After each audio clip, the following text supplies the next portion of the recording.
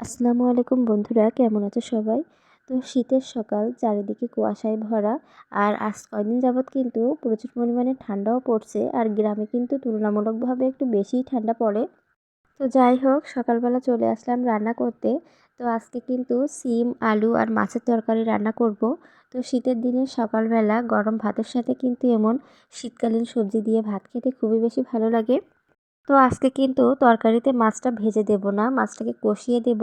তো মাছটা কষিয়ে রান্না করলেও কিন্তু অনেক বেশি ভালো লাগে। আসলে মাছ ভাজার সময় ছিল না আজকে। তো সব ধরনের মশলাপাতি দিয়ে মশলাটাকে কষিয়ে তারপরে মাছটাকে দিয়ে দিয়েছিলাম। মাছটাকেও কিছুক্ষণ কষিয়ে নিলাম, এখন উঠিয়ে রাখলাম। তো মাছটা কিন্তু তরকারি যখন হয়ে আসবে তখন দিয়ে দেব লাস্টের দিকে। তো এখানে কিন্তু আমি সিম আর আলুটাকেও দিয়ে দিয়েছি। আর এগুলোকে এখন খুব সুন্দরভাবে মশলার সাথে মাখিয়ে নেব, মিশিয়ে নেব খুব ভালোভাবে, কিছুক্ষণ নেড়েচেড়ে একটু কষিয়ে নেব। তারপরে কিন্তু এখানে আমি পরিমাণ মতো পানিও দিয়ে দিলাম। তো পানিটা দিয়ে কিছুক্ষণ নেড়েচেড়ে নিয়ে আমি কিন্তু এটাকে ঢাকনা দিয়ে রেখে দেব কিছুক্ষণ সিদ্ধ হওয়ার জন্য।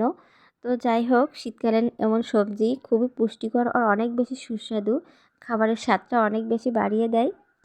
তো এখানে কিন্তু পানিটা শুকিয়ে আসছে, আমি আরও একটু কিছুক্ষণ নেড়েচেড়ে নেব, সুন্দর মতো কষিয়ে নেব তরকারিটা।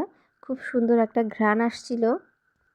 শীতকালীন সব সবজিই কিন্তু অনেক বেশি মজার, আর খেতে কিন্তু অনেক বেশি সুস্বাদু।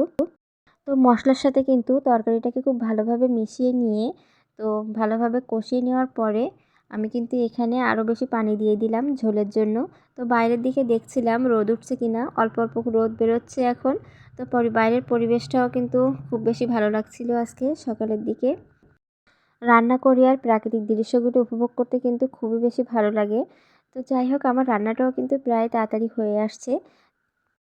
তো এই ঝোলটা কিন্তু একটু ফুটে আসলে তারপরে এখানে আমি এই যে কষিয়ে রাখা মাছগুলোকে কিন্তু দিয়ে দেব। তো মাছ কষিয়ে কিন্তু এভাবে তরকারি রান্না করলে অনেক বেশি মজা হয়, অনেক বেশি টেস্ট হয় খেতে।